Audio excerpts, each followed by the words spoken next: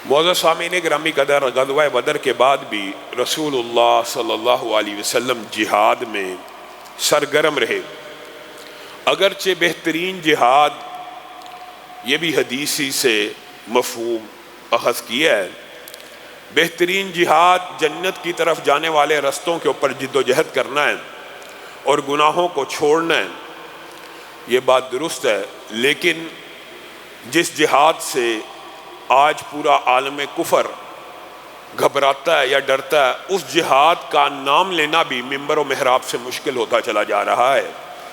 رسول اللہ صلی اللہ علیہ وسلم ادھیڑ عمر میں اللہ کے حکم کے سامنے سر تسلیم خم کرتے ہیں، یہ عذر پیش نہیں کرتے کہ میری عمر تو 55 برس ہو چکی ہے، میں تو جوانی بھرپور گزار چکا ہوں، اب تلوار چلانے کی عمر نہیں ہے۔ جیسے ہی اللہ رب العزت نے جہاد کو فرض کیا، رسول اللہ صلی اللہ علیہ وسلم اس میں جت گئے۔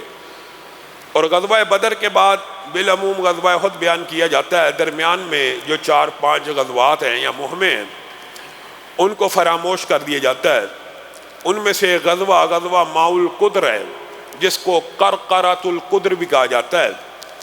یہ جو غزوہ ماؤ القدر ہے، یہ بنیادی طور پہ ایک چشمے کا نام ہے، بنو سلیم کے بعد نے کا یہ کنواں تھا۔ تو رسول اللہ صلی اللہ علیہ وسلم جب بدر سے فارغ ہوئے، آپ نے اس ریاست میں، پہلے آپ کے سامنے یہ بات رکھی ہوئی ہے، رسول اللہ صلی اللہ علیہ وسلم نے بہت سے ادارے بنائے تھے۔ سب سے پہلا ادارہ مسجد قائم کی تھی۔ اس کے بعد رسول اللہ صلی اللہ علیہ وسلم نے ریاست قائم ہونے کے بعد ایک بڑا اہم ادارہ بنایا تھا، وہ سراغ رسانی کا اور جاسوسی کا تھا۔ اگرچہ اسلام میں تجسس، جاسوسی مسلمانوں کے امور کے اندر بالکل معیوب ہے اور غیر پسندیدہ ہے اور ناپسندیدہ ہے، بلکہ منع کیا گیا ہے، لیکن وہ ادارے جو دشمن سے خبریں لے کے آئیں، اس کے لیے رسول اللہ صلی اللہ علیہ وسلم نے باقاعدہ باضابطہ طور پہ چند بندوں کو بھرتی کیا تھا جو رسول اللہ صلی اللہ علیہ وسلم کے پاس خبریں پہنچاتے تھے۔ رسول اللہ کو یہ خبر بھی اپنے سراغ رساں ادارے سے ملی کہ بنو سلیم کے جنگجو اس ماؤ القدر کے چشمے کے پاس اکٹھے ہو چکے ہیں۔ تو رسول اللہ صلی اللہ علیہ وسلم نے 250 صحابہ کا ایک لشکر تیار کیا اور تیز رفتاری سے سفر کرتے ہوئے اس چشمے پہ پہنچے کہ ان کو اپنی صفیں سیدھی کرنے کا موقع بھی نہ ملا، اور وہ سارے کے سارے بغیر جنگ کیے فرار ہو گئے۔ اور رسول اللہ صلی اللہ علیہ وسلم کی یہ سنت تھی، اور یہ حدیث بھی ہے کہ جب نبی تلوار نکال لے تو جب تک جہاد نہ کرے واپس میان میں تلوار نہیں جا سکتی۔ رسول اللہ صلی اللہ علیہ وسلم دیکھتے رہے، ان کا تعاقب کرتے رہے، فرار ہو گئے وہ سارے کے سارے۔ تو رسول اللہ صلی اللہ علیہ وسلم کی جہاد میں جو دوسری سنت ہے اس کے اوپر بھی غور کیجئے، وہ یہ ہے کہ رسول اللہ صلی اللہ علیہ وسلم بالعموم جب کسی بستی کے اوپر حملہ کرتے تھے یا جنگ کے بعد، رسول اللہ صلی اللہ علیہ وسلم فوراً وہاں سے واپس نہیں تھے پلٹتے، بلکہ کیا کرتے تھے، 3 دن وہیں پہ قیام کرتے تھے تاکہ اپنی رٹ کو اسٹیبلش کر سکیں۔ یہ اسلامی ریاستوں کے جو بنیادی قوانین ہیں، یہ رسول اللہ صلی اللہ علیہ وسلم کی انہی حکمت عملیوں سے مستعار لیے گئے ہیں کہ آپ کسی جگہ کو فتح کریں، فتح کرتے ہی واپس لوٹ آئیں تو آپ نے اپنی فتح کو مستحکم نہیں کیا، آپ نے خوف و ہراس تو پھیلا دیا، خوف و ہراس پھیلا کے فتح کر کے واپس آ گئے تو پھر بغاوت کا اندیشہ۔ تو رسول اللہ صلی اللہ علیہ وسلم 3 دن فتح کے بعد بھی وہاں پہ رہا کرتے تھے۔ تو رسول اللہ صلی اللہ علیہ وسلم نے یہاں پہ بھی، اگرچہ رسول اللہ کا مارکا نہ ہو سکا اور وہ فرار ہو گئے، 3 دن یہاں پہ قیام کیا۔ اور یہ مسلمانوں کی قوت اور طاقت کے اندر اس لیے بہت اہم ہے کہ اس غزوے میں بغیر جنگ کیے مسلمانوں کو 500 اونٹ مال غنیمت مل گیا، اور یسار نامی جو غلام تھا وہ بھی رسول اللہ کے حصے میں آیا، جس کو بعد میں رسول اللہ صلی اللہ علیہ وسلم نے آزاد کیا، وہ اسلام کے مبلغ بن گئے۔ یہ 500 اونٹ بغیر جنگ کے مسلمانوں کو ملے تو ہر ایک لشکری کے ہاتھ میں رسول اللہ صلی اللہ علیہ وسلم نے 2 اونٹ تھما دیے۔ یہ مال غنیمت کے حوالے سے جب ہم نے غزوہ بدر میں یہ آیات پڑھی تھی، اس کے اندر ان حکمتوں کو آپ کے سامنے رکھا تھا۔ اس کے بعد جو مشہور غزوہ بدر اور احد کے مابین کے غزوات کی بات کر رہا ہوں، جن کو فراموش کر دیا جاتا ہے، غزوہ سویق بھی ہے۔ اس کو غزوہ سویق اس لیے کہا جاتا ہے کہ یہ سویق کے معنی ہوتے ہیں ستو۔ ابو سفیان تیزی سے بنو نذیر کے پاس آیا، راتوں رات قافلے لے کر نہایت تیز رفتاری سے، اور ان کے سلام بن مشکم سے اس نے ملاقات کی اور ان کے ساتھ مسلمانوں کے خلاف پلاننگ کی، اور اریس کے مقام کے اوپر 2 بندوں کو قتل بھی کر دیا اور کھجور کے بعض درختوں کو جلا بھی دیا۔ تو یہ تو بالکل مدینہ کے مضافات میں تھا۔ رسول اللہ صلی اللہ علیہ وسلم کو خبر پہنچی کہ ابو سفیان ایک لشکر لے کے آیا اور 2 بندوں کو قتل بھی کر دیا ہے اور کھجور کے درخت بھی جلاتا ہے، تو رسول اللہ صلی اللہ علیہ وسلم نے فوری تیز رفتاری سے اس کے قافلے کے تعاقب میں صحابہ کو نکلنے کا حکم دیا۔ صحابہ نے اس قافلے کا تعاقب 5 دن تک لگاتار کیا، یہاں تک، اور یہ بات سمجھ آتی ہے گویا اس کو مکہ تک بھگائے 5 دن تیز رفتاری سے۔ لیکن ہوا کیا، اس غزوے کا نام یہ پڑا کیوں ستو والا غزوہ، کہ وہ جو جنگ لڑنے کی نیت سے آئے تھے، اچانک مسلمانوں کی اس چابک دستی اور تیز رفتاری کے رد عمل سے گھبرا گئے۔ آئے تو جنگ کرنے تھے کہ غزوہ بدر کا بدلہ لیں گے، کچھ مسلمانوں کو شہید کریں گے، کچھ نہ کچھ مداوع ہو جائے گا۔ یہ جو بار بار چھوٹے چھوٹے غزوات پیش آتے رہے، یہ بنیادی طور پہ بدر کی انتقام کی کارروائیاں تھیں جو کفار مکہ سے ہضم نہیں تھی ہوتی۔ اب جب صحابہ نے تیز رفتاری سے اس کا تعاقب کیا تو ان کے اونٹوں کے اوپر سامان لدا تھا، اس کے اندر ستو بھی پڑے تھے۔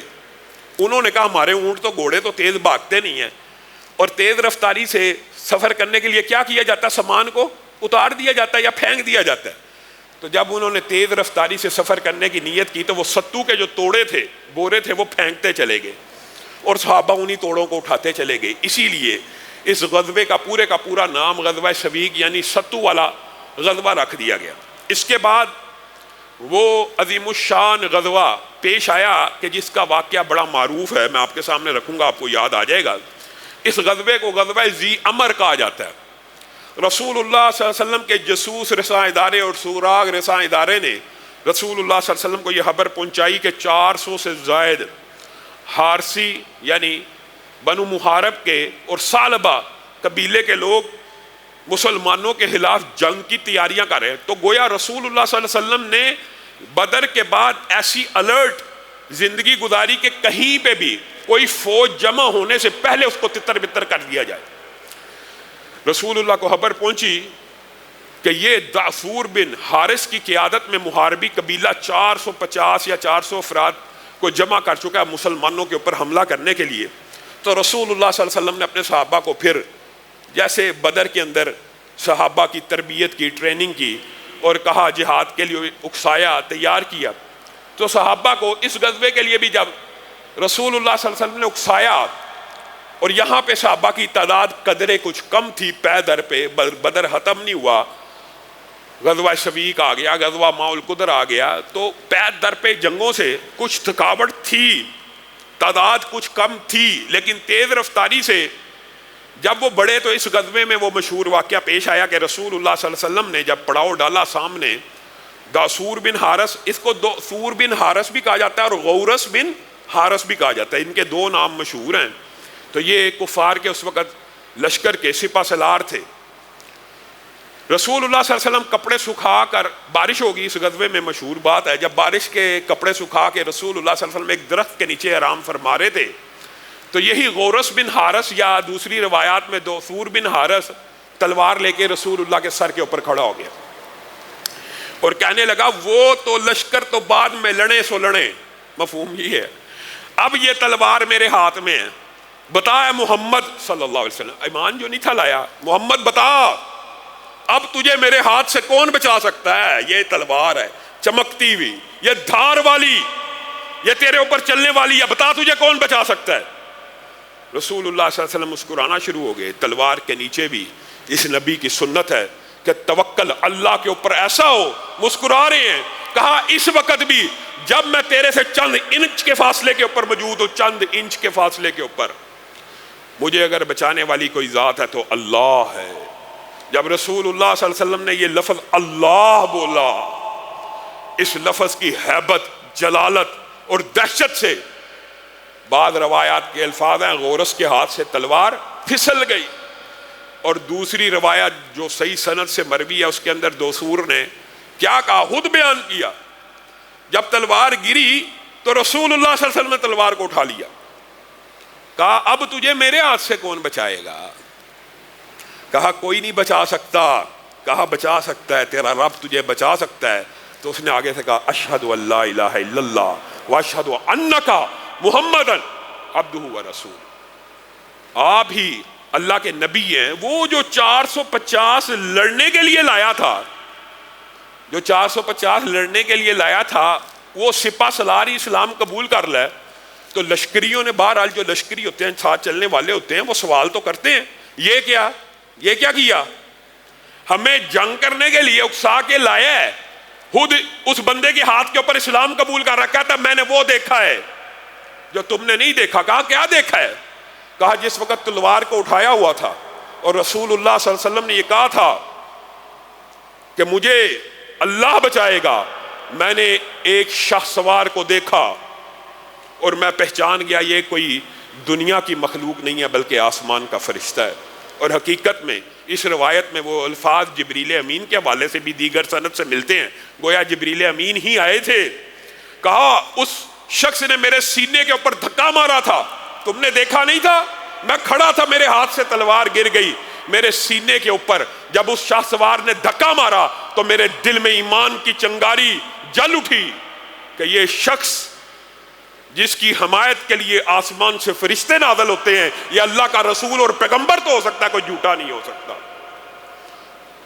اور پھر اسی دسور نے، آپ کو پتہ ہے اسلام کی تبلیغ کے اندر ان کو غورث بن حارث بھی کہا جاتا ہے، اسلام کی تبلیغ کے اندر اپنے پورے کے پورے قبیلے کو اسلام کی تبلیغ کی اور اسلام کی طرف متوجہ کیا، اور بہت سے لوگ ان کے ہاتھ کے اوپر اسلام کو قبول کرتے ہیں۔ اسی طرح اس دوران غزوہ بحران بھی آیا، یہ بھی بغیر لڑے رسول اللہ صلی اللہ علیہ وسلم نے بنو سلیم ہی کے خلاف لشکر کشی کی تھی، رسول اللہ صلی اللہ علیہ وسلم اس غزوے میں بھی کامیاب ہوئے۔ یہ تو وہ غزوات ہے جس میں رسول اللہ صلی اللہ علیہ وسلم 4 غزوات جن میں خود شرکت کی اور ایک مہم بھی بھیجی تھی۔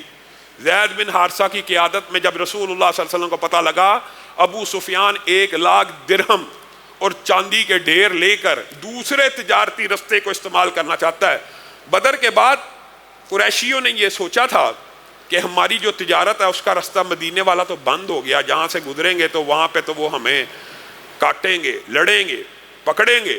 اور غزوہ بدر کے سارے سیاق و سباق میں آپ کو یہ بات بھی بتلائی تھی کہ وہ ایک قافلے ہی کے تعاقب کی وجہ سے شروع ہوا تھا، اور اس لیے اس میں بہت زیادہ صحابہ کی تعداد نہیں تھی، کیونکہ جنگ کی نیت تو نہیں تھی، قافلے کی تعاقب کی نیت تھی۔ اب یہاں پہ جب رسول اللہ صلی اللہ علیہ وسلم کو خبر ملی کہ 1 لاکھ درہم اور چاندی کے غلے کے ساتھ دوسرے رستے سے نجد کے دوسرے رستے سے جانا چاہتا ہے، شام کا ایک نیا رستہ بنانا چاہتا ہے ابو سفیان، تو رسول اللہ صلی اللہ علیہ وسلم نے زید بن حارثہ کو بھیجا تھا، اور پھر اس کے اندر بھی مسلمانوں کے ہاتھ بہت بڑا مال غنیمت لگا تھا۔ یہ 4-5 مہمیں رسول اللہ صلی اللہ علیہ وسلم نے بدر کے اور احد کے درمیان کی، اور ان میں سے جو سب سے مشہور مہم ہے جس کو آج آپ کے سامنے رکھنا ہے وہ غزوہ بنو قینقاع ہے، اور اس کو بعض لوگ مختلف تلفظ سے پڑھتے ہیں۔ یہ بنو قینقاع کیا ہے؟ یہ بنیادی طور پہ یہودیوں کا ایک قبیلہ ہے جو مدینہ میں رسول اللہ صلی اللہ علیہ وسلم کے ساتھ پیکٹ کر کے رہ رہا تھا، معاہدہ امن اور عہد و پیمان کر کے مدینہ کی مضافات میں رہتا تھا۔ غزوہ بدر کے بعد جب مسلمانوں کو فتح عظیم حاصل ہوئی، اللہ رب العزت نے کرم کیا، تو یہ جو تھے یہ یہودی بہت جنگجو تھے، انہوں نے کہا یہ مسلمان بدر کا مارکا جیت آئے ہیں تو یہ ہمارے اوپر روب دبدبا نہ ڈالنا شروع کرے۔ حالانکہ ان کے ساتھ امن کا معاہدہ تھا، عہد و پیمان موجود تھا، لیکن ان کے دل میں، یہودیوں کے دل میں ایسا کھوٹ تھا کہ انہوں نے خود بخود اس معاہدے کو توڑنے کی پلاننگ شروع کر دی۔ رسول اللہ صلی اللہ علیہ وسلم کو خبر مل گئی کہ یہ مجھ سے معاہدہ توڑنا چاہتے ہیں، عہد شکنی کرنا چاہتے ہیں، اور عہد شکنی کے اوپر اپنی قوم کو ابھار رہے ہیں۔ رسول اللہ صلی اللہ علیہ وسلم نے ان کو ایک بازار میں اکٹھا کیا اور ان سے مخاطب ہو کے کہا آپ کے ساتھ ہمارا عہد و پیمان ہے، ہم آپ کو کچھ نہیں کہیں گے، آپ اپنے عہد کی پیمان کی حفاظت کیجئے، میں محمد صلی اللہ علیہ وسلم ریاست کا سربراہ ہوں، میں بھی عہد کو پورا کروں گا۔ تو اس وقت یہودیوں نے بڑی بدتمیزی کے ساتھ چند ان کے جو سپہ سالار تھے کھڑے ہو گئے اور کہنے لگے آپ نے وہ جو کمزور لوگوں کو قریش کے کمزور لوگوں کو شکست دی ہے، اب یہ نہ سمجھنا کہ آپ بنو قینقاع کو بھی شکست دے دیں گے، اور بنو قینقاع کے جو سپہ سالار ہیں، جو جنگجو ہیں، جو بہادر ہیں، وہ بہت طاقتور ہے۔ گویا اس نے اپنے قبیلے کی صفتیں بیان کرنا شروع کی، اور اس انداز میں کی کہ رسول اللہ صلی اللہ علیہ وسلم ان کے ساتھی بھڑک اٹھے اور جنگ شروع ہو جائے۔ رسول اللہ صلی اللہ علیہ وسلم نے یہاں پہ اپنے غصے کو کنٹرول کیا، اور یہ نبی کی ایک سنت اور سیرت بھی رہی ہے۔ رسول اللہ صلی اللہ علیہ وسلم بالعموم لڑائی سے گھبراتے نہیں تھے، گھبرانے کی بات نہیں ہے، لیکن اوائڈ کیا کرتے تھے کہ جب تک معاملات مذاکرات سے حل ہو جائیں تو ٹھیک ہے۔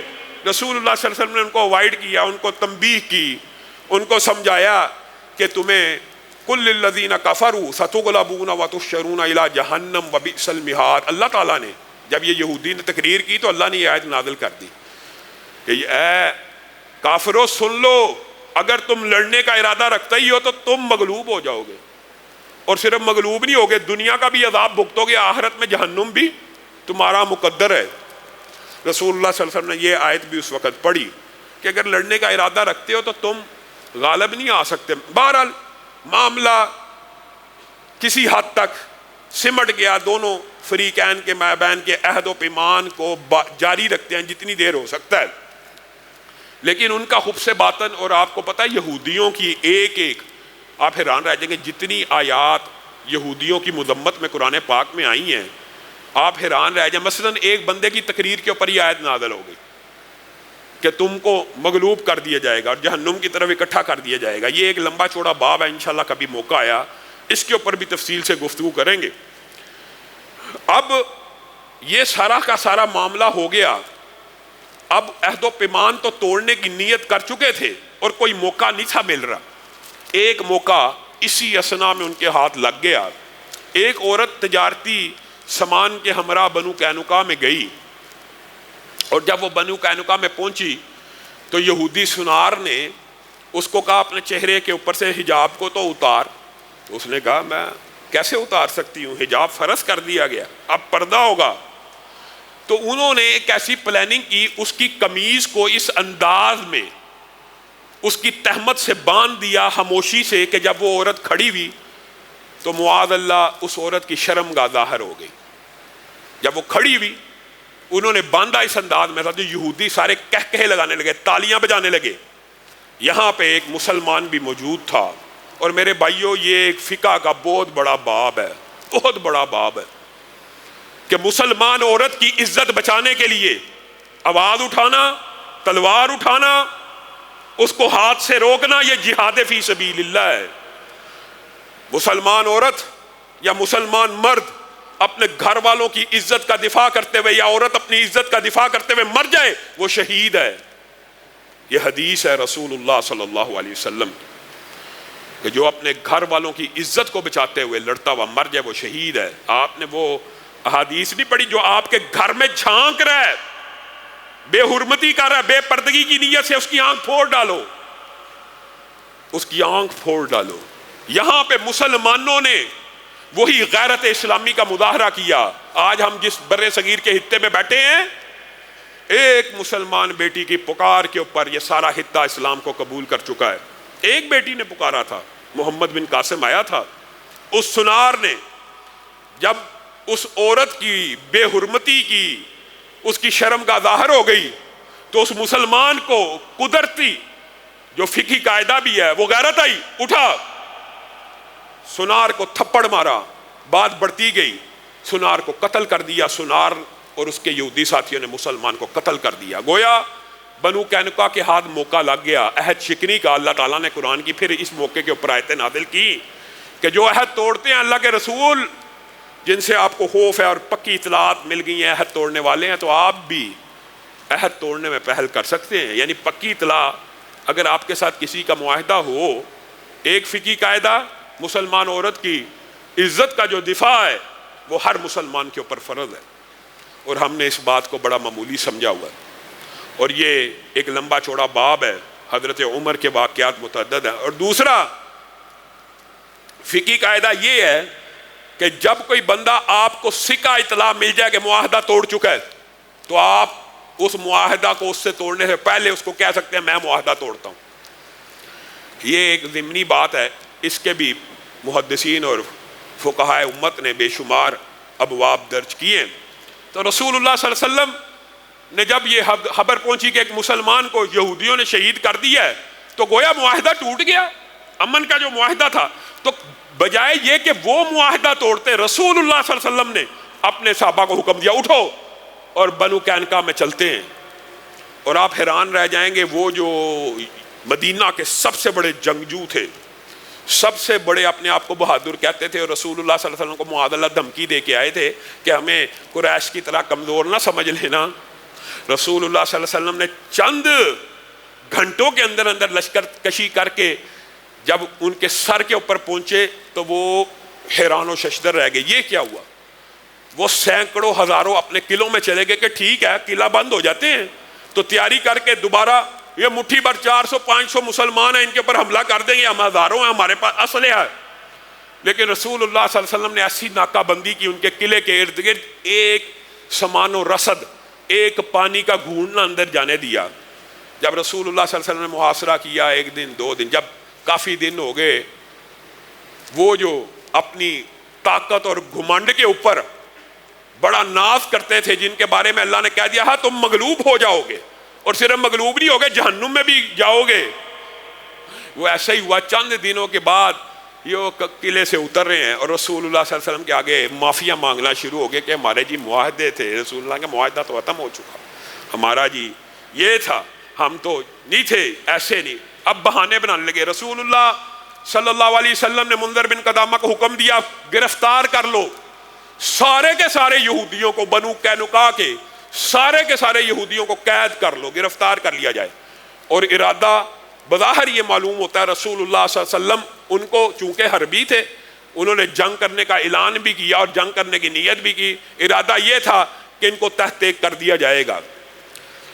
لیکن یہاں پہ ایک بات یہ بھی سمجھیے، عبداللہ بن ابی جو تھا وہ بنو قینقاع کا حلیف تھا اور عبادہ بن صامت بھی حلیف تھے. عبداللہ بن ابی رسول اللہ صلی اللہ علیہ وسلم کے پاس آنے سے پہلے منذر بن قدامہ کے پاس گیا کہ یہ سپہ سالار ہے، یہ جرنیل ہے جس کو رسول اللہ صلی اللہ علیہ وسلم نے گرفتاری کا حکم دیا. کہنے لگا کھول میرے حلیفوں کی رسیاں، کھول، میرے حلیفوں کو آزاد کر دے، میرے حلیفوں کو چھوڑ دے. منذر بن قدامہ نے کہا ان کو چھوڑ دوں جن کی گرفتاری کا حکم رسول اللہ صلی اللہ علیہ وسلم نے دیا ہے؟ ایسا نہیں ہو سکتا. یہ اجازت اگر لینی ہے تو ان سے لے جنہوں نے باندھنے کا حکم دیا ہے. میرے بھائیوں، یہ صحابہ کا قول رسول کے اوپر اعتماد ہے.